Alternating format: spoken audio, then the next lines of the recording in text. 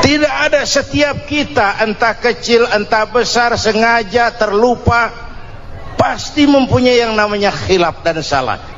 Allah Tuhan kita Tuhan yang ramah dan rahmah. Hai manusia, dosamu banyak tapi ampunanku lebih banyak. Salahmu besar, rahmatku jauh lebih besar. Kau sujud di hadapanku, aku bangga melihatnya. Kau menangis di hadapanku, aku senyum melihatmu. Kau berjalan menujuku, aku berlari menyambutmu. Karena itu amalan yang sangat dianjurkan di bulan Ramadan ini memperbanyak istighfar. Itu kalau istighfarnya Nabi Adam. Ada istighfarnya Nabi Yunus. Ibu kenal Nabi Yunus? Di mana kenalannya? So tahu. Nabi Yunus itu ketika berdakwah kepada kaumnya yang bandel, memberikan peringatan, kalau kalian tidak mau beriman akan turun azab. Kapan Yunus? Akan. Kenapa mesti akan? Sekarang aja kalau mau, saya tungguin. Kurang ajar betul ini umat. Akhirnya Nabi Nuh menghindar dengan perhitungan, kalau azab tidak turun saya sudah jauh. Meragukan janji Tuhan. Lalu naik kapal, dinaiki oleh Yunus, kapal mogok. Dicari siapa biang keroknya ini, diundi, ternyata Yunus. Sampai 3 kali diundi. Dibuanglah Yunus ke dasar laut, ditelan oleh ikan Nun atas perintah Allah. Telan itu Yunus, jangan pakai dikunyah, rusak urusan. Telan saja, simpan di perutmu. Dibawa oleh ikan Nun ke dasar lautan. Itu yang oleh Quran dikatakan bertemulah 3 macam kegelapan. Zulumatun salas, gelapnya tengah malam, gelapnya di dasar laut, gelapnya di dalam perut ikan. Itu namanya peteng, mbahnya gelap. Di perut ikan itulah Nabi Nuh sadar akan kesalahannya, meragukan janji Allah, meragukan janji Allah. Ia sujud di dalam perut ikan itu, membaca la ilaha illa anta subhanaka inni kuntu. Itu istighfarnya Nabi Yunus. Dibacakan istighfar begitu, ikan sakit perut pak. Di dasar laut kemana mau cari apotik?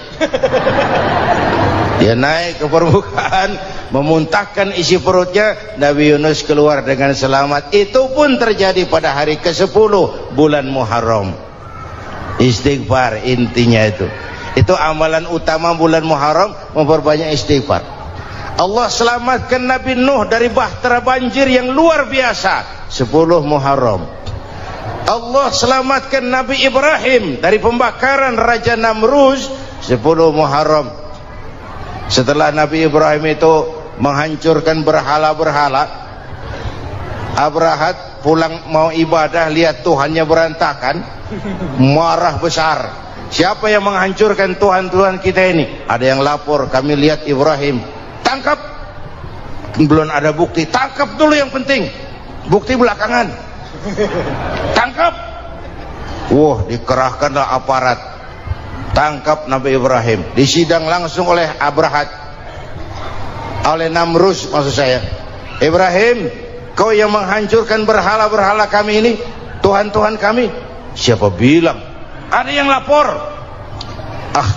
Saya dengar enggak semua berhala itu hancur. Ada yang paling besar, angkat tangan, saya lihat ada kampak di tangannya. Barangkali yang besar itu iseng tuh, yang kecil-kecil dikampakin. Tanya aja sama dia, kamu gila? Kenapa? Masa kami disuruh nanya berhala? Nggak bisa jawab. Nggak bisa jawab. Lah kenapa disembah? Lebih gila mana sih? Tahu nggak bisa jawab kenapa disembah? Kurang ajar kamu Ibrahim. Bakar, dibakar. Ketika Ibrahim dilempar ke kobaran api yang menggunung, Allah perintah api, ya naru kuni bardan wa salaman ala Ibrahim. Hai api, dinginlah sampean. Api Madura waktu itu Pak. Hai api, dinginlah sampean, selamatkan Ibrahim. api tunduk kepada perintah Allah. Ibrahim masuk ke kobaran api, selembar rambut pun tidak terbakar. Kenapa? Apinya tunduk kepada perintah Allah. Kenapa? Karena Ibrahim orang yang takut kepada Allah. Api tunduk kepada perintah Allah. Kalau kita baca ayat itu, masuk ke api, mateng. Sudah hadirin yang saya muliakan, oleh karena itu selamatnya Ibrahim dari pembakaran Raja Namrud itu pun pada 10 Muharram, Yaumul Asyura, hari ke-10 dari bulan Muharram. Imedia. Bapak Ibu hadirin hadirat yang saya cintai, sebagian kecil tentang Nabi Adam, Nabi Ibrahim dan Nabi Yunus, tapi saya belum menceritakan tentang Nabi Nuh tadi. Mengulang kaji, Nabi Nuh salah seorang rasul yang masuk ulul azmi 5 besar, karena memang perjuangannya menggambarkan satu usaha yang ulet dan luar biasa. Beliau diberi umur 950 tahun, lalu berdakwah selama 900 tahun, sore, pagi, siang, malam, dapat pengikut tidak lebih 80 orang, rata-rata 10 tahun satu. Kalau saya minta berhenti aja jadi nabi, Pak. Ustadz mana masih mau buka pesantren, 10 tahun buka pesantren, yang nyantri cuma satu. Pedagang mana yang masih mau dagang, 10 tahun dagang yang beli satu. Pimpinan partai mana yang masih mau kampanye, 10 tahun buka partai, yang nyoblos satu. Bangkrut. Umatnya bandel, kurang ajar, durjana, bajingan, tengik. Umatnya Nabi Nuh ini kalau diceramahi, telinganya ditutup dengan tangannya. Nabi Nuh akhirnya rekes, Tuhan, siang malam saya berdakwah kepada umat ini, tiap kali saya sampaikan dakwahmu, mereka tutup telinganya dengan tangannya, alergi dengar ceramah. Apa itu ceramah? Non profit. Saudara-saudara, jadi mau kamu gimana, Nuh? Sudah Tuhan, habiskan saja orang kafir. Nanti kalau punya anak, anaknya pun kafir lagi. Lebih baik bapak moyangnya sikat habis. Biasanya kalau bapak kalong, anak kampret. Bapak nyolong, anak nyopet. Fotokopi gimana aslinya? Hampir habiskan saja. Itu mau kamu, Nuh? Iya. Oke. Nanti aku turunkan banjir, Nuh. Buat kapal. Dengan apa saya harus buat kapal, Nuh? Ya dengan kayu, kata Tuhan. Kayunya dari mana, Tuhan? Ya dari pohon, Nuh. Pohonnya belum ada, Tuhan. Ya tanam dulu, Nuh. Bikin kapal, kayunya nanam pohon. Apa artinya? Perjuangan perlu kesabaran. Sukses itu ada prosesnya. Nggak bisa simsalabim abracadabra lalu kita mau sukses. Semua ada prosesnya. Walaupun kenyataannya begitu, sukses banyak bapaknya, gagal itu yatim. Kalau kita sukses banyak yang ngakuin, yang baru ketemu pakai manggil encing, ketemu baru, tapi sukses banyak bapaknya. Gagal yatim, nggak ada yang mau ngakuin kalau kita gagal itu.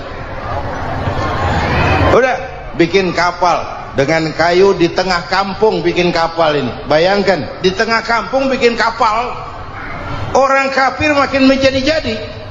Lihat Nuh, kenapa? Makin sarap. Bikin kapal di tengah kampung, mau belayar kemana? Tuh lihat, kalau orang nggak tahu tujuan, mountain setengah jalan. Proses yang dinilai bukan finalnya. Ya kayak gitu kesimpulannya. Saya enaknya sendiri. Bikin kapal, kapal mendekati selesai, ini orang kafir rame-rame datang ke kapal Nuh. Mau apa? Buang najis. Sakit perut, berangkat ke kapal Nabi Nuh. Nongkrong. dapat 2-3 tumpuk pulang. Penuh lantai kapal dengan najis manusia. Inilah perjuangan, bukan jalan raya lurus bertabur bunga di kanan kirinya. Banyak ondak dan duri, fitnah, caci maki, antipat, segala macam. Noh, ada orang tua dasar kafir, kurang ajar, sudah stroke berangkat juga ke kapal Nuh. Mau buang najis, pincang-pincang digotong orang. Selesai buang najis, dia bangun mau pulang, pegangan tiang kapal terpeleset, jatuh di atas tumpukan najis. Terjadi keajaiban, yang stroke-nya sembuh, lumpuhnya hilang, berangkat digotong-gotong pulang, jalan gagah sekali. Tapi orang pekampungnya heran, ente sudah sembuh? Sudah. Berobat di mana? Kok begitu paten? Di kapal Nuh. Masih banyak.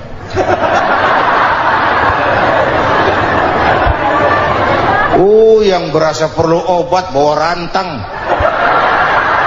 ambil, bersih lagi geladak kapal itu. Sudah selesai Nuh? Selesai. Oke, kau orang yang beriman bersamamu, binatang serba sepasang, naik Nabi Nuh, naik orang beriman, naik binatang serba sepasang. Ini cikal bakal penyelamatan manusia, Pak. Naiklah orang beriman, sudah naik semua, Nabi Nuh kontrol. Ini contoh buat kita, kontrol. Sudah naik semua teman-teman, sudah. Pemimpin yang baik bukan cuma terima laporan di belakang meja. Laporan itu yang mana juga bagus. Sama juga kampanye, kampanye yang mana juga merdu. Kalau aja yang dihitung. Pernah ada calon bupati kampanye janji, kalau saya berhasil kita akan banyak bangun jembatan di daerah kita. Terakhir tanya, Pak, nggak ada sungai di kampung kita, Pak. Dia bilang, sungainya kita bangun sekalian. Udah kadung janji, mana pula orang mau bangun sungai itu. Saudara-saudara, kontrol. Jangan cuma tunggu laporan di belakang meja, semua laporan bagus. Ya Bu? Bu?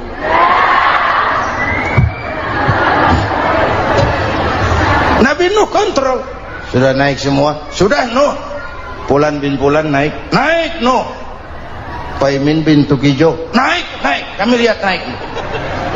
Ada orang Jawa juga, Kiai? Ada. Sudah kontrol. Kanan anak saya ikut nggak naik kapal? Kami tidak lihat itu Nuh. Kanan. Ini potret. Bapaknya aktif ke masjid, ibunya rajin ke majelis taklim, anaknya keleleran kemana-mana. Bukan di sini, di Prancis. Udah di sini insya Allah sama.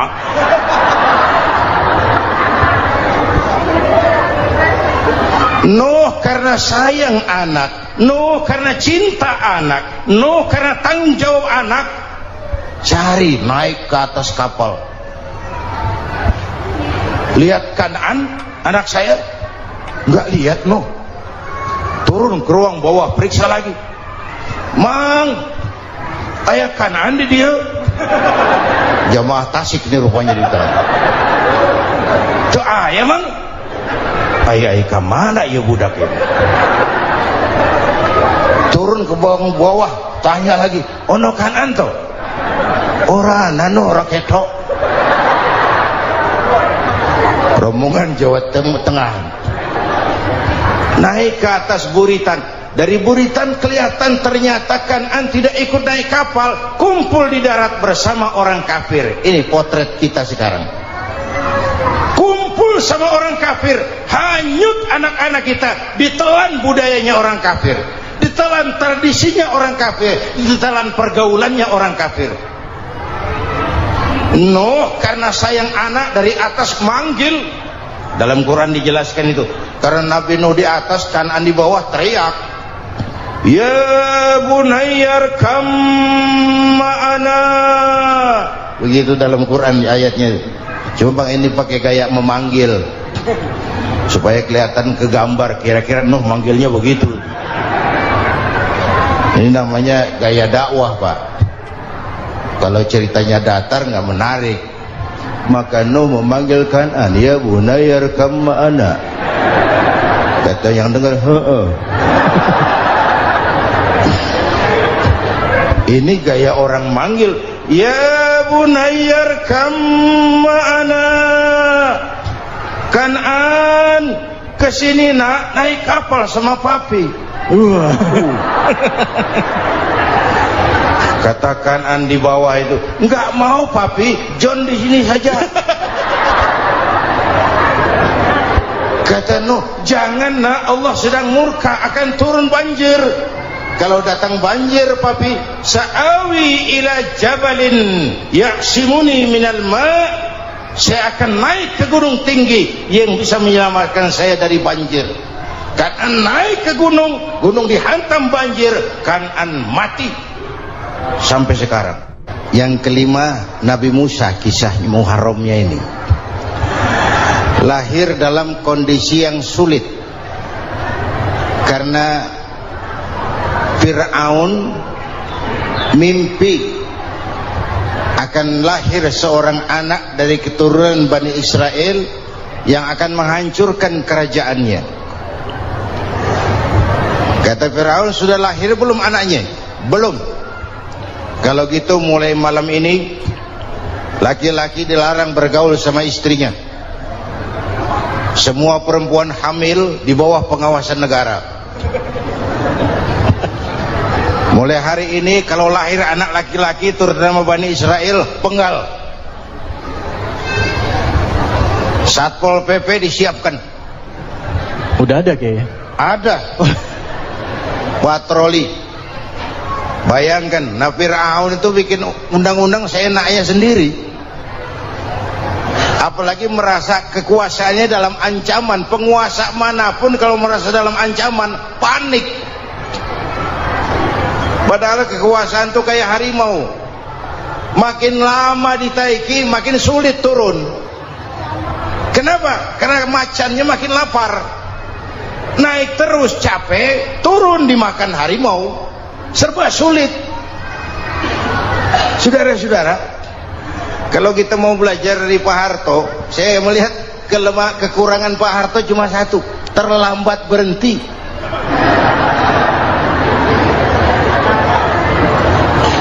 Terlambat berhenti.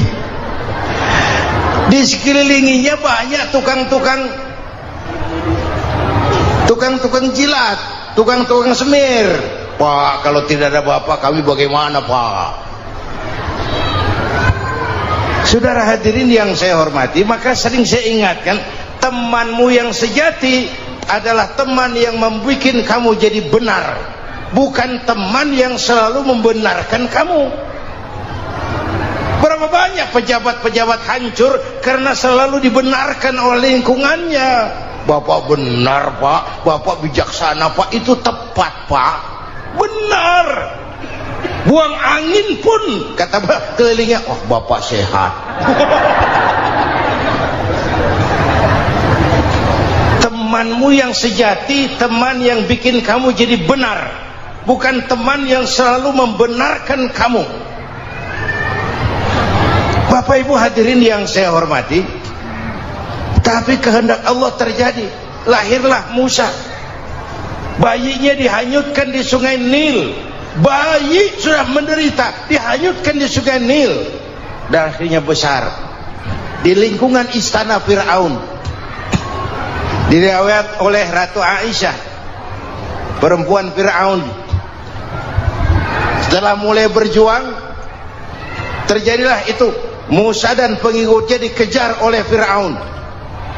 Sampai di tepi laut, Allah wahyukan Musa, lempar tongkatmu ke laut. Dalam kondisi darurat, mukjizat tiada jalan. Kondisi darurat. Kalau tidak, mukjizat itu maunya Allah, bukan maunya Nabi. Nabi nggak kuasa, Allah yang mau. Tapi hidup Nabi bukan mukjizat manusiawi. Tidak mentang-mentang ada mukjizat tongkat, tiap sulit main tongkat, nggak usah berjuang kalau begitu. Itu darurat menyelamatkan umat. Tongkat dilempar ke laut, laut terbelah. Itu secara visualnya bisa kita lihat dalam film The Ten Commandments. Udah nonton belum? Urusan nonton kalah sama Ustadz bagaimana sih? Ten Commandments, 10 firman Tuhan. Tekniknya bagus loh. Bagaimana laut terbelah. Musa lewat, Fir'aun mengejar. Musa sampai di ujung sana, Fir'aun masih di sama tengah perjalanan. Laut nutup kembali. Fir'aun tenggelam, cengap-cengap di lautan. Begitu nafas sampai di tenggorokan, Fir'aun sambil cengap-cengap itu, amantu bi Rabbi Musa wa Harun. Duh, kalau begini mah saya juga percaya sama Tuhannya Musa. Malaikat maut jengkel, goblok loh, terlambat sekarang, ditenggelamin terus, modar. Musa selamat, Fir'aun mati, jenazahnya, jasadnya terdampar di pinggir laut. Beberapa waktu kemudian ditemukan orang, dimumi, dibalsem, diawetkan. Itu sesuai janji Quran, wa kadzalika nunajjika bibadanika litakuna liman khalfaka ayah. Kami selamatkan badan kamu agar jadi pelajaran bagi orang-orang sesudah kamu nanti. Janji Quran tepat. Janji itu 14 abad yang lalu. Jasad Fir'aun ditemukan, dimumi, diawetkan, dibalsem di bawah nama Pharao Ramses II. Sekarang tersimpan di Museum Negara di Mesir. Kapan-kapan nanti ibu main ke Mesir, mampir. Naik ojek paling berapa itu? Orangnya tinggi, hidungnya mancung, pokoknya pantaslah jadi Fir'aun. Selamatnya Musa di kejaran Fir'aun di ujung sana itu terjadi pada hari ke-10 bulan Muharram, yang oleh orang Nasrani diperingati dengan hari raya Paskah. Mereka melaksanakan puasa, mensyukuri nikmat keselamatan dari kejaran Fir'aun. Makanya kalau kita ikut puasa di bulan Muharram, bukan mengikuti syariatnya Nasrani, salah. Karena Nabi mengajarkan, itu sumbernya. Bukan ikutan sama ibadahnya Israel. Tapi memang agama ini kan merupakan mata rantai. Datang Rasul baru melengkapi Rasul sebelumnya, datang Rasul baru melengkapi Rasul sebelumnya. Mata rantai yang berkaitan. Setelah Muhammad selesai, selesailah tugas Nabi dan Rasul. Selesailah misi Nabi dan Rasul. Tidak ada Nabi lagi sesudah Nabi Muhammad. Itu harga mati, titik. Gak ada kompromi.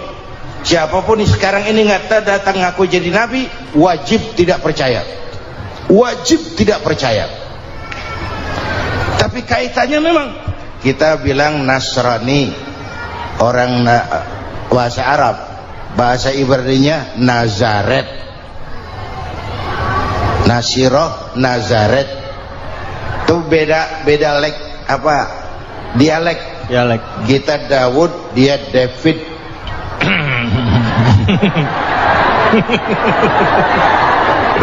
Ibrani.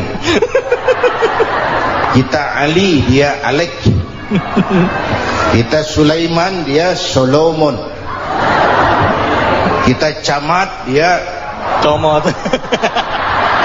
Ini yang ngomong ini comot sembarang. Ini dia. Bapak dan Ibu jamaah yang saya cintai, pertanyaan pertama, hijrah qalbiyah. Ada hijrah badaniyah, hijrah fisik yang dilakukan Nabi dan sahabat dari Mekah ke Madinah. Itu hijrah badaniyah. Ada hijrah qalbiyah, hijrah hati. Dan ini yang kita perlukan sekarang, karena refleksinya akan membias kepada alur kehidupan. Kalau hati kita mau berhijrah, fisik akan ngikuti. Hijrah dari tempat, dari malas ibadah menjadi rajin ibadah. Hijrah dari maksiat kepada yang ma'ruf, dari berpecah belah menjadi bersatu. Hijrah seperti itu yang sangat kita perlukan. Subhanallah, sangat luar biasa apa yang sudah disampaikan oleh guru kita almarhum Kiai Haji Zainuddin MZ. Sahabat beriman yang dirahmati Allah, tetaplah di channel ini, jangan kemana-mana dulu karena tausiah ini belum selesai dan masih banyak lagi hal-hal menarik yang akan disampaikan oleh guru kita almarhum Kiai Haji Zainuddin MZ. Maka dari itu tetaplah di sini dan mari kita lanjutkan kembali. Selamat mendengarkan. Apalagi masyarakat ini paternalistik. Kita harus hijrah mental sekarang ini. Maka yang disampaikan tadi benar.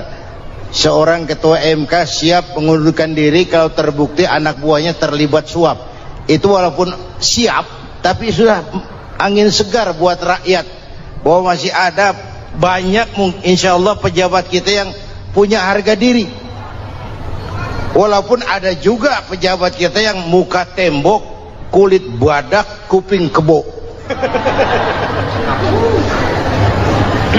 Muka tembok, kulit badak, kuping kebo. Biasanya kalau kereta api tabrakan di negara-negara maju, menteri perhubungannya mundur. Di kita petugas palang pintu dipecat. Jauh sekali menteri sama petugas palang pintu. Yang benar-benar diadili yang krocok-krocok, kopral-kopral itu. Padahal hadisnya jelas, ar-rashi wal murtashi finnar, yang nyuap dan yang nerima suap dua-duanya neraka. Kasus potret belakangan ini, yang nerima suap yang diuber, yang nyuap aman, yang nyuap aman, yang korupsi pajak dikecil-kecilin, yang ngemplang pajak aman, padahal ngemplang pajaknya triliunan, padahal dia sudah dikasih fasilitas oleh negara mengelola sumber daya alam negara yang artinya milik rakyat. Dia harus bayar pajak, uang pajaknya dikumpulkan bagi sebesar-besar kemakmuran rakyat. Itu tindakan merugikan rakyat. Karena itu betul, saya setuju, hijrah qalbi yang perlu kita lakukan sekarang. Hijrah hati. Kita ini bangsa Indonesia, seperti timnas. Timnas sekarang anak-anak muda sudah berani pakai baju PSSI. Iya. Kenapa? Menang. Coba kalau kalah terus, nanti menang. Tapi bangsa Indonesia itu memang seperti timnas, namanya kesebelasan, 11 orang. Walaupun ada pemain bintang, ya ada presiden, gubernur, menteri, itu bintang-bintang. Tapi bintang baru ada artinya kalau dibantu 10 pemain yang lain. Cristiano Ronaldo, siapa itu? Penyerang tengah Real Madrid, bintang. Lionel Messi, siapa lagi itu? Barcelona, bercelana.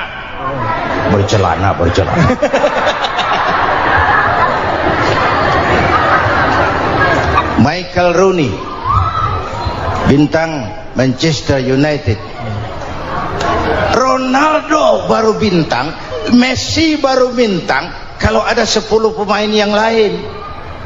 Bagaimanapun hebatnya Cristiano Ronaldo, kalau sendirian lawan satu kesebelasan, babak belur. Itulah kita, bangsa Indonesia, kita satu kesebelasan, harus saling memperkuat. Ada bangsa kita ini yang jadi jaksa, ada yang jadi hakim, ada yang jadi polisi. Itu posisi penyerang tengah, kiri luar, kanan dalam, back, striker, kiper, posisi. Tapi sadar kita satu kesebelasan, Bung. Jangan bikin gol ke gawang sendiri. Kalau punya bola bagus, operan dong sama temannya. Yang bisa menciptakan gol, operan. Ada yang jadi pengusaha besar, bagus boleh. punya untung besar, operan, kasih masjid, kasih pesantren, operan. Ini kesebelasan kita kalau punya bola pelitnya setengah mati, Pak. Nggak mau ngoper, bawa sendiri, mending bikin gol. Enggak, kita ini satu kesebelasan, satu sama lain harus saling memperkuat. Bahwa ada penyerang tengah itu sih posisi, tapi kalau memang peluang memungkinkan, ayo dong operan.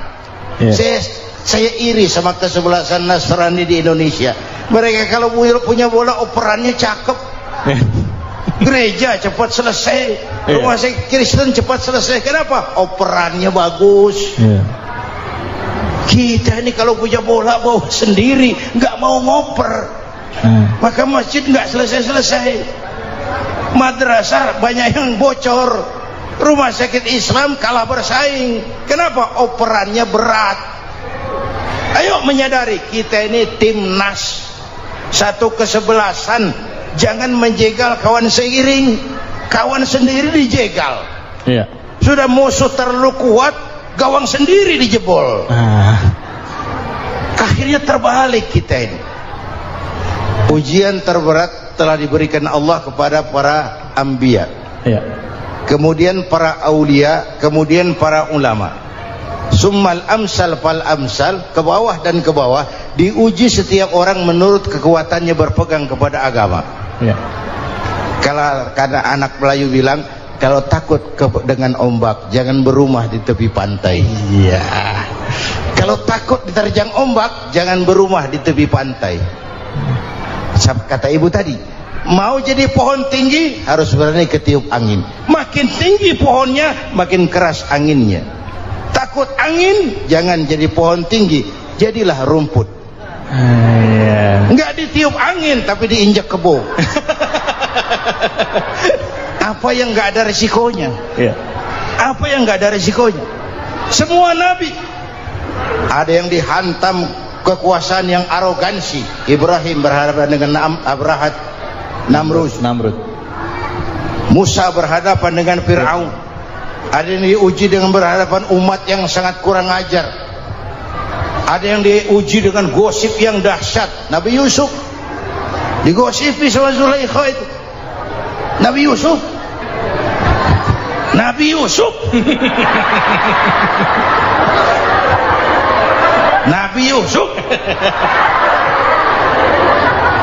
yang namanya gosip itu kan menyebarkan keburukan orang.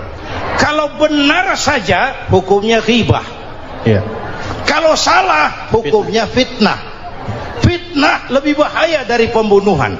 Benarnya ghibah, salahnya fitnah. Saudara hadirin yang saya hormati, jadi resiko itu biasa. Tidak ada yang tanpa resiko. Kalau takut ombak, jangan berumah di tepi pantai. Tinggal bagaimana kita menyikapinya. Kalau kita dewasa, ini bagian ibadah saya kurang, mungkin karena dia omongin orang, tambah pahala saya. Mungkin karena dia omongin orang, tambah pahala saya. Maka saya ngadepi gosip sepatah pun saya nggak ngomong. Saya cicing. Saya percaya masyarakat tuh punya filter. Amin. Saya percaya Tuhan tuh nggak tidur. Kemudian melahirkan kita ke alam dunia ini, secara biologis bahan kita sama. Alhamdulillahirrabbilalamin. Itulah tadi tausiah yang sangat luar biasa yang sudah disampaikan oleh guru kita almarhum Kiai Haji Zainuddin MZ. Tentunya banyak sekali ilmu, hikmah dan manfaat yang bisa kita jadikan pelajaran dalam kehidupan kita sehari-hari. Sahabat beriman yang dimuliakan Allah, mari kita doakan guru kita, semoga beliau diampuni segala dosa-dosanya dan dilapangkan kuburnya. Amin ya rabbal alamin. Dan buat sahabat semua yang sudah setia menonton tausiah ini sampai selesai, saya ucapkan terima kasih banyak. Semoga Allah subhanahu wa ta'ala senantiasa selalu melimpahkan rahmat dan karunia-Nya kepada sahabatku semua.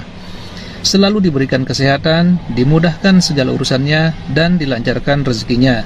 Amin ya rabbal alamin. Sahabat beriman yang dimuliakan Allah, demikian yang dapat saya bagikan. Kurang lebihnya mohon maaf.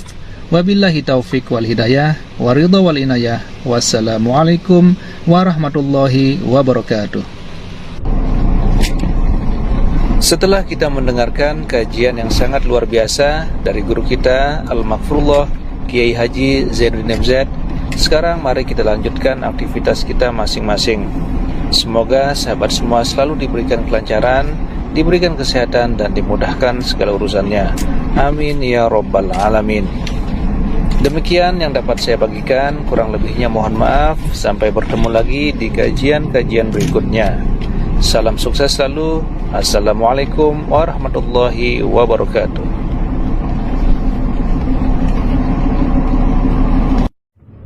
Assalamualaikum warahmatullahi wabarakatuh. Alhamdulillahirabbil alamin, wassalatu wassalamu ala asyrafil anbiya'i wal mursalin sayyidina Muhammadin wa ala alihi wa sahbihi ajma'in, amma ba'du. Sahabat beriman yang dimuliakan Allah, alhamdulillah kita bertemu lagi di channel ini. Doa dan harapan saya, semoga sahabatku semua selalu diberikan kesehatan, dimudahkan segala urusannya, dan dilancarkan rezekinya. Amin ya rabbal alamin. Pada kesempatan yang berbahagia ini, saya mengajak sahabatku semua untuk mendengarkan tausiah yang sangat luar biasa dari guru kita almarhum Kiai Haji Zainuddin MZ.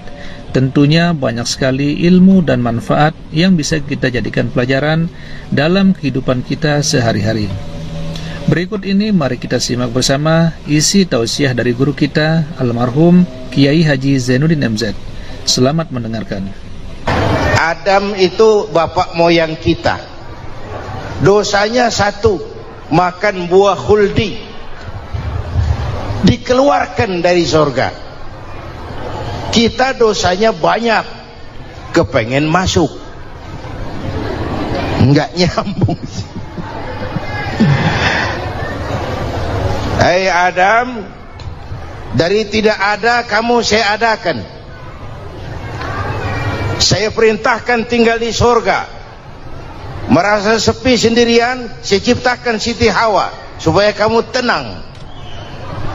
Kamu boleh nikmati semuanya. Ini boleh, itu boleh, ini boleh, itu boleh. Makan, makanlah yang kau mau. Minum, minumlah yang kau suka. Pakai, pakailah yang kau senang.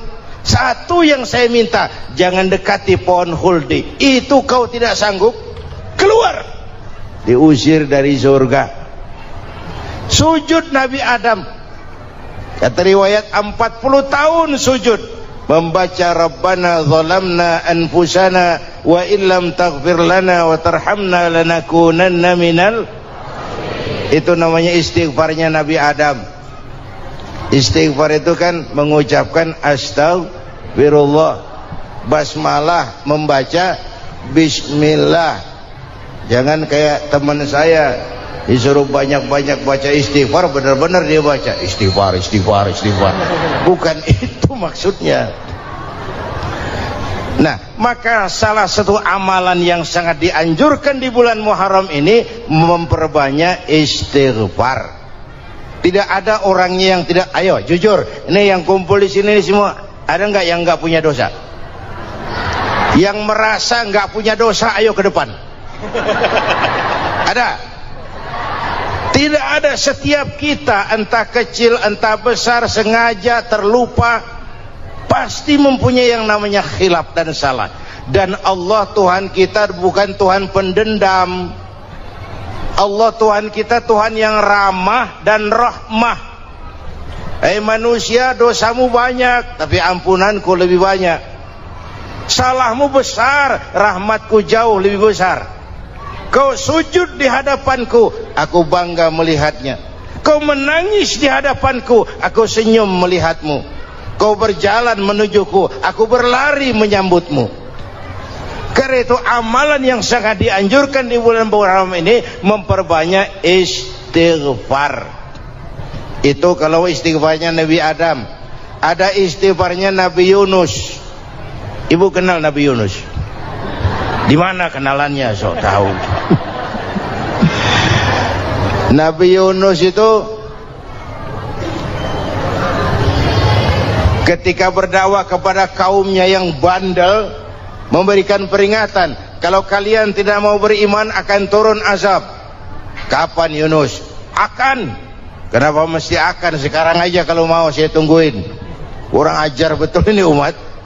Akhirnya Nabi Nuh menghindar dengan perhitungan, kalau azab tidak turun saya sudah jauh, meragukan janji Tuhan.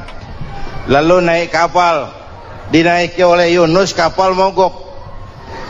Dicari siapa biang keroknya ini, diundi ternyata Yunus, sampai 3 kali diundi.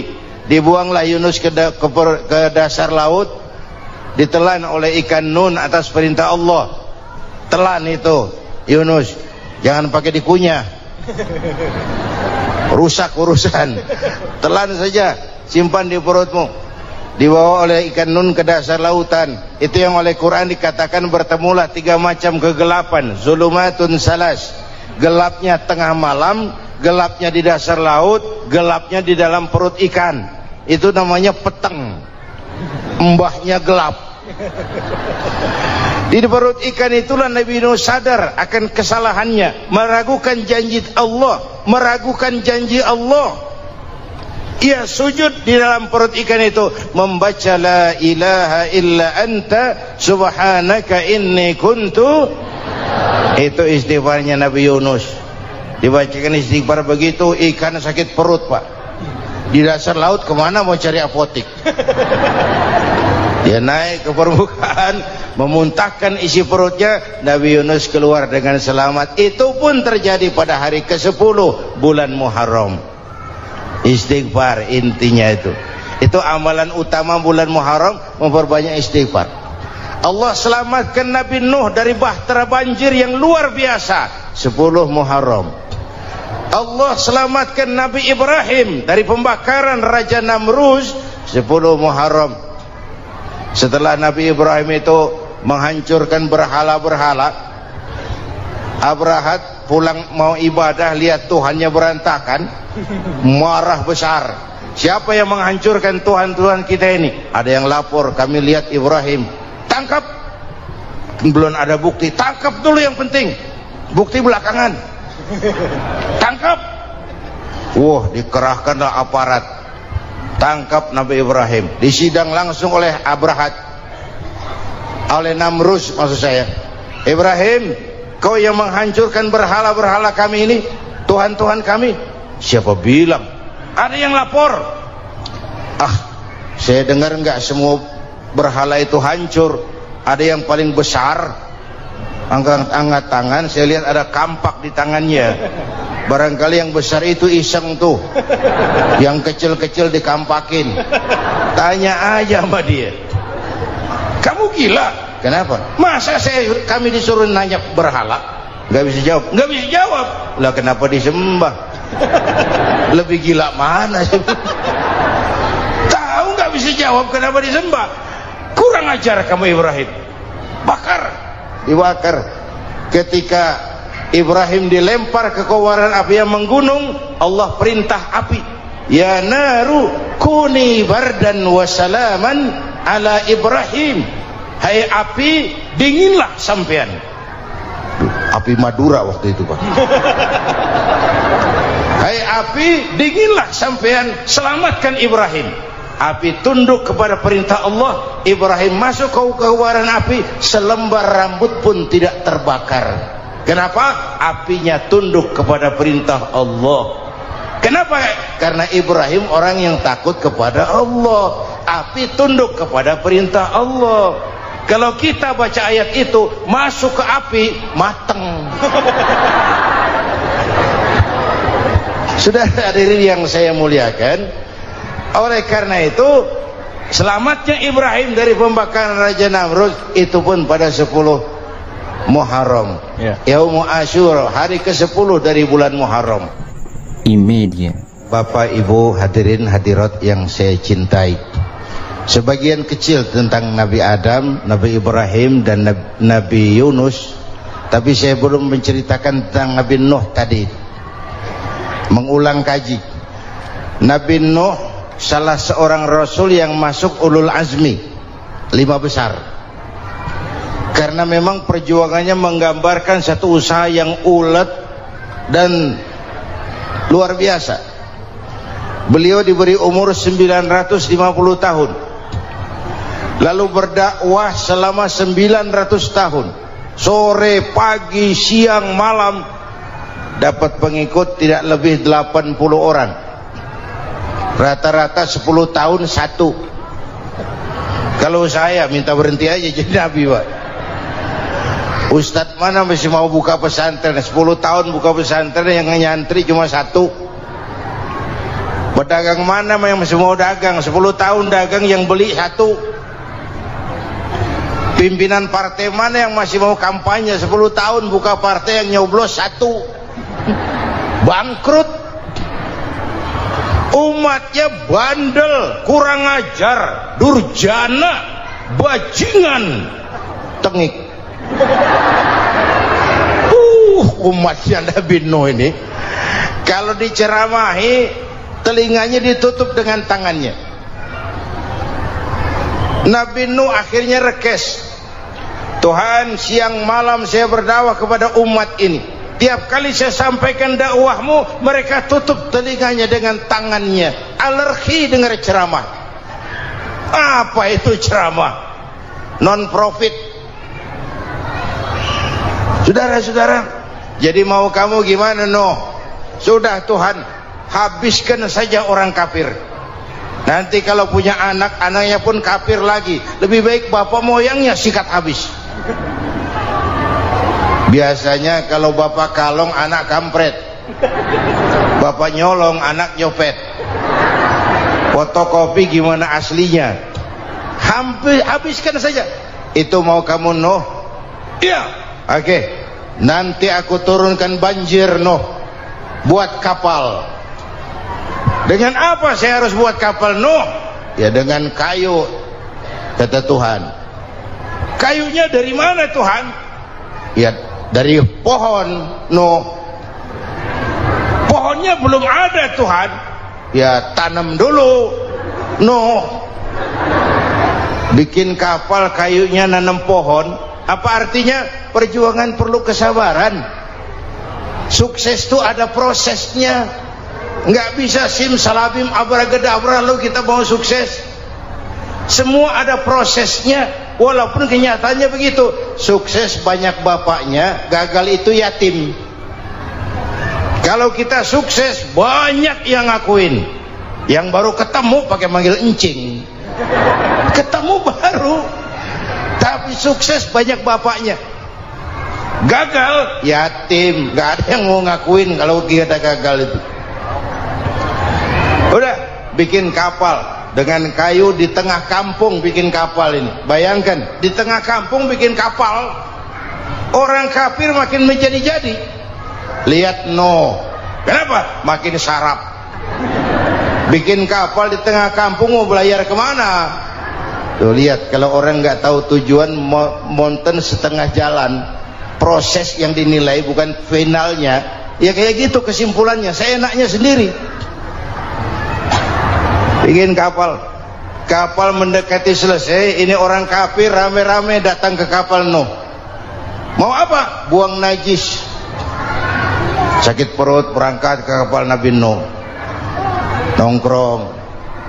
Dapat 2-3 tumpuk, pulang. Penuh lantai kapal dengan najis manusia. Inilah perjuangan. Bukan jalan raya lurus bertabur bunga di kanan kirinya. Banyak ondak dan duri, fitnah, caci maki, antipat, segala macam. Nuh. Ada orang tua dasar kafir, kurang ajar, sudah stroke berangkat juga ke kapal Nuh.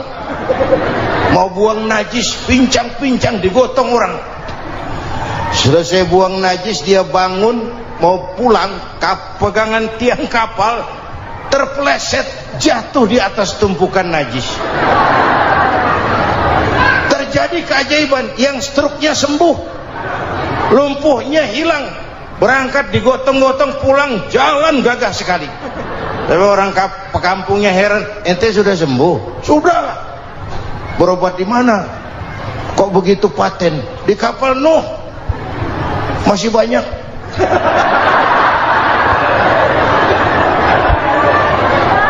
Yang berasa perlu obat bawa rantang,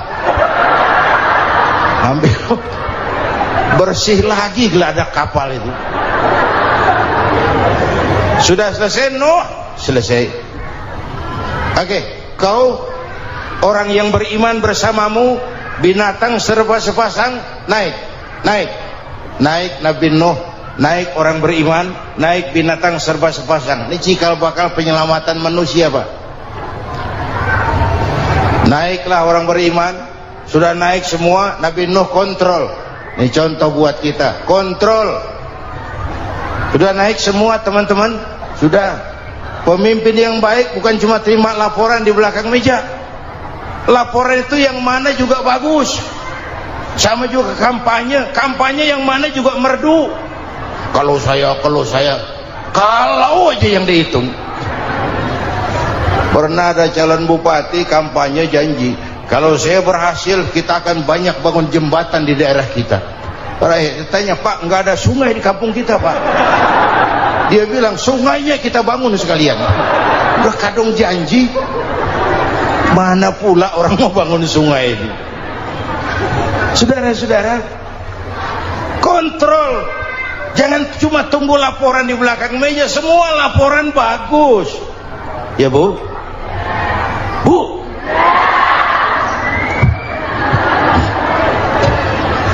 Nabi Nuh kontrol. Sudah naik semua. Sudah Nuh. Pulan bin Pulan naik Nuh. Paimin bin Tukijo naik. Kami lihat naik. Ada orang Jawa juga, Kiai? Ada. Sudah kontrol. Kanan anak saya ikut nggak naik kapal? Kami tidak lihat itu Nuh. Kanan. Ini potret. Bapaknya aktif ke masjid, ibunya rajin ke majelis taklim, anaknya keleleran kemana-mana. Bukan di sini, di Prancis. Udah di sini insya Allah sama.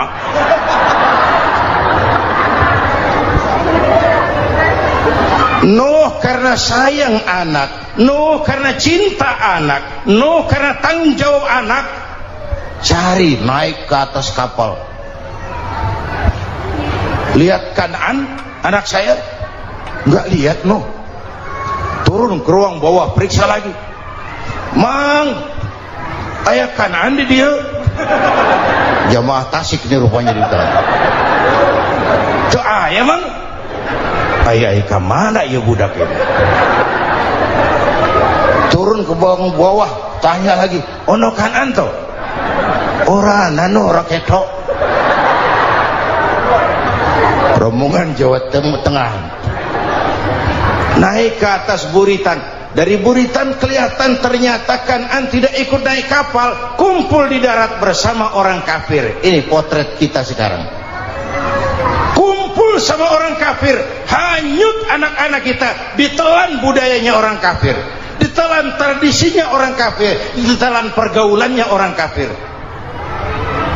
Nuh karena sayang anak dari atas manggil.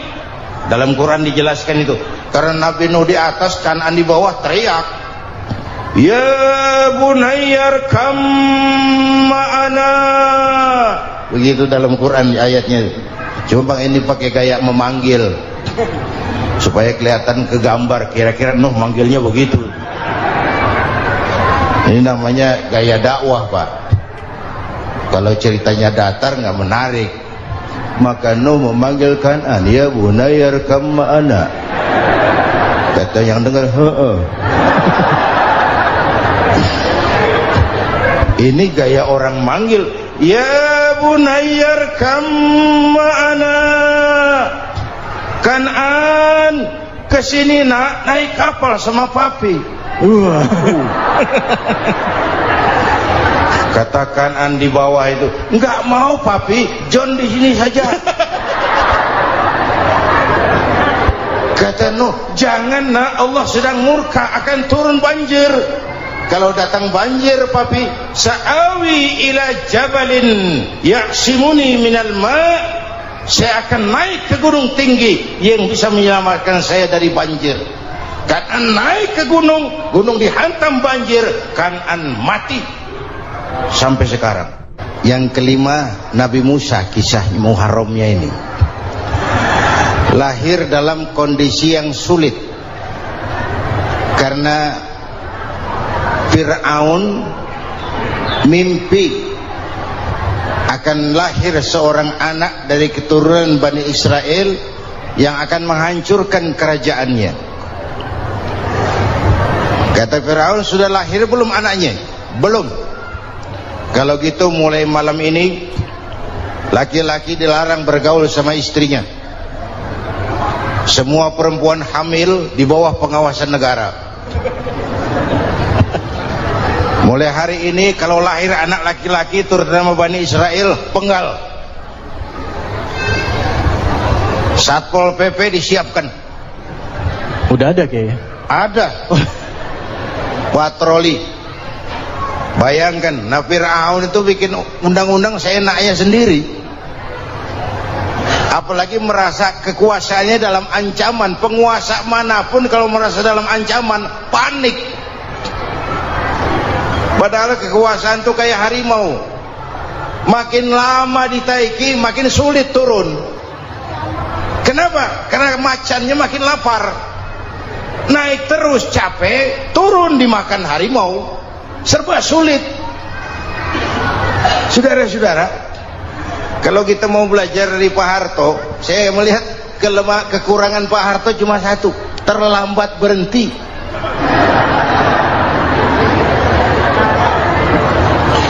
Terlambat berhenti. Di sekelilinginya banyak tukang-tukang jilat, tukang-tukang semir. Pak, kalau tidak ada bapak kami bagaimana, Pak? Saudara hadirin yang saya hormati, maka sering saya ingatkan, temanmu yang sejati adalah teman yang membuat kamu jadi benar, bukan teman yang selalu membenarkan kamu. Berapa banyak pejabat-pejabat hancur karena selalu dibenarkan oleh lingkungannya. Bapak benar, Pak, Bapak bijaksana, Pak, itu tepat, Pak, benar. Buang angin pun kata kelilingnya, oh Bapak sehat. Temanmu yang sejati, teman yang bikin kamu jadi benar, bukan teman yang selalu membenarkan kamu. Bapak Ibu hadirin yang saya hormati, tapi kehendak Allah terjadi. Lahirlah Musa, bayinya dihanyutkan di sungai Nil. Bayi sudah menderita, dihanyutkan di sungai Nil, dan akhirnya besar di lingkungan istana Fir'aun. Diriwayat oleh Ratu Aisyah, perempuan Fir'aun, setelah mulai berjuang, terjadilah itu. Musa dan pengikutnya dikejar oleh Fir'aun sampai di tepi laut. Allah wahyukan, Musa, lempar tongkatmu ke laut. Dalam kondisi darurat, mukjizat tiada jalan. Kondisi darurat. Kalau tidak, mukjizat itu maunya Allah, bukan maunya Nabi. Nabi nggak kuasa, Allah yang mau. Tapi hidup Nabi bukan mukjizat, manusiawi. Tidak mentang-mentang ada mukjizat tongkat, tiap sulit main tongkat, nggak usah berjuang kalau begitu. Itu darurat menyelamatkan umat. Tongkat dilempar ke laut, laut terbelah. Laut terbelah.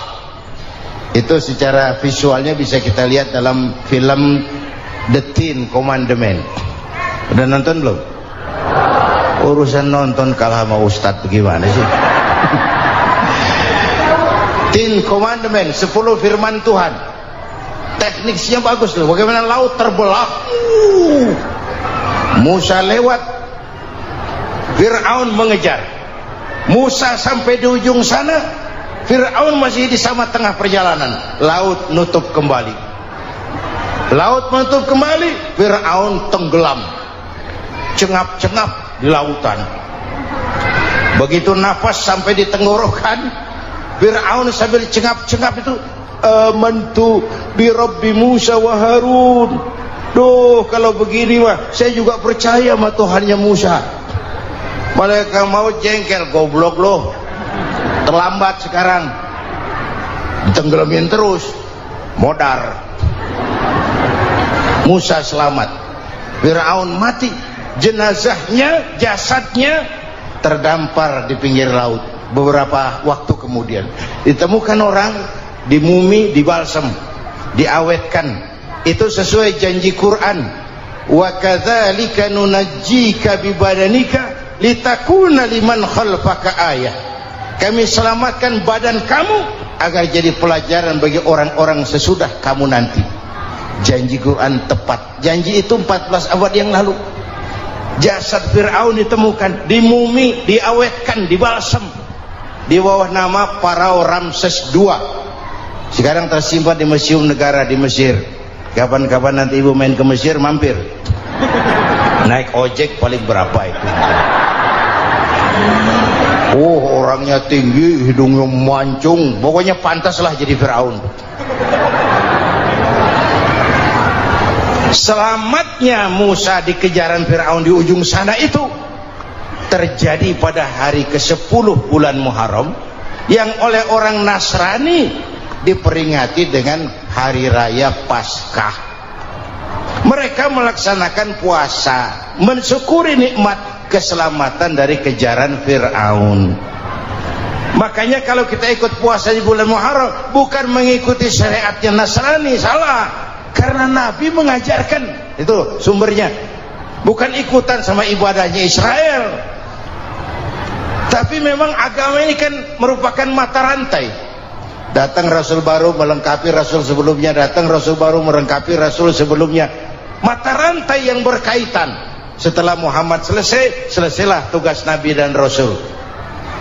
Selesailah misi Nabi dan Rasul. Tidak ada Nabi lagi sesudah Nabi Muhammad. Itu harga mati, titik. Gak ada kompromi.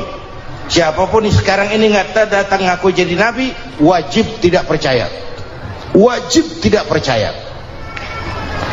Tapi kaitannya memang, kita bilang Nasrani, orang bahasa Arab, bahasa Ibraninya Nazaret, Nasiroh, Nazaret. Itu beda dialek. Kita Daud, dia David.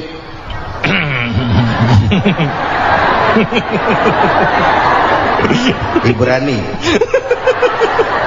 Kita Ali, dia Alek. Kita Sulaiman, dia Solomon. Kita Camat, dia Comot. Ini yang ngomong ini comot sembarang. Bapak dan Ibu jamaah yang saya cintai, pertanyaan pertama, hijrah qalbiyah. Ada hijrah badaniyah, hijrah fisik yang dilakukan Nabi dan sahabat dari Mekah ke Madinah. Itu hijrah badaniyah. Ada hijrah qalbiyah, hijrah hati. Dan ini yang kita perlukan sekarang. Karena refleksinya akan membias kepada alur kehidupan. Kalau hati kita mau berhijrah, fisik akan ngikuti. Hijrah dari tempat, dari malas ibadah menjadi rajin ibadah. Hijrah dari maksiat kepada yang ma'ruf, dari berpecah belah menjadi bersatu. Hijrah seperti itu yang sangat kita perlukan. Subhanallah, sangat luar biasa apa yang sudah disampaikan oleh guru kita almarhum Kiai Haji Zainuddin MZ. Sahabat beriman yang dirahmati Allah, tetaplah di channel ini, jangan kemana-mana dulu karena tausiah ini belum selesai dan masih banyak lagi hal-hal menarik yang akan disampaikan oleh guru kita almarhum Kiai Haji Zainuddin MZ. Maka dari itu tetaplah di sini dan mari kita lanjutkan kembali. Selamat mendengarkan. Apalagi masyarakat ini paternalistik. Kita harus hijrah mental sekarang ini. Maka yang disampaikan tadi benar. Seorang ketua MK siap mengundurkan diri kalau terbukti anak buahnya terlibat suap. Itu walaupun siap, tapi sudah angin segar buat rakyat bahwa masih ada banyak insya Allah pejabat kita yang punya harga diri. Walaupun ada juga pejabat kita yang muka tembok, kulit badak, kuping kebo. Muka tembok, kulit badak, kuping kebo. Biasanya kalau kereta api tabrakan di negara-negara maju, menteri perhubungannya mundur. Di kita petugas palang pintu dipecat. Jauh sekali menteri sama petugas palang pintu. Yang benar-benar diadili yang krocok-krocok, kopral-kopral itu. Padahal hadisnya jelas, ar-rashi wal murtashi finnar, yang nyuap dan yang nerima suap dua-duanya neraka. Kasus potret belakangan ini, yang nerima suap, yang diuber, yang nyuap aman, yang nyuap aman,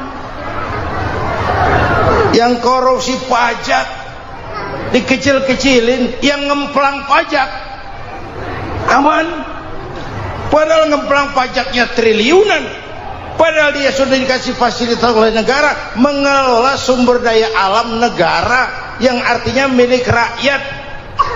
Dia harus bayar pajak, uang pajaknya itu dikumpulkan bagi sebesar-besar kemakmuran rakyat. Itu tindakan merugikan rakyat. Karena itu betul, saya setuju, hijrah qalbi yang perlu kita lakukan sekarang. Hijrah hati. Kita ini bangsa Indonesia seperti timnas. Timnas sekarang anak-anak muda sudah berani pakai baju PSSI. Iya. Kenapa? Menang. Coba kalau kalah terus, nanti menang. Tapi bangsa Indonesia itu memang seperti timnas, namanya kesebelasan. 11 orang. Walaupun ada pemain bintang, ya ada presiden, gubernur, menteri, itu bintang-bintang. Tapi bintang baru ada artinya kalau dibantu 10 pemain yang lain. Cristiano Ronaldo, siapa itu? Penyerang tengah Real Madrid, bintang. Lionel Messi, siapa lagi? Barcelona. Bercelana.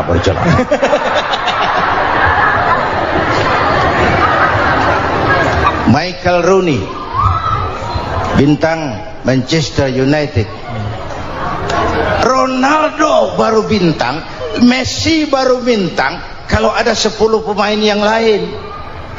Bagaimanapun hebatnya Cristiano Ronaldo, kalau sendirian lawan satu kesebelasan, babak belur.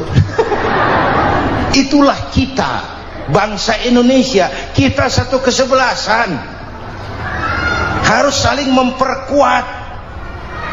Ada bangsa kita ini yang jadi jaksa, ada yang jadi hakim, ada yang jadi polisi. Itu posisi penyerang tengah, kiri luar, kanan dalam, back, striker, kiper, posisi. Tapi sadar kita satu kesebelasan, Bung.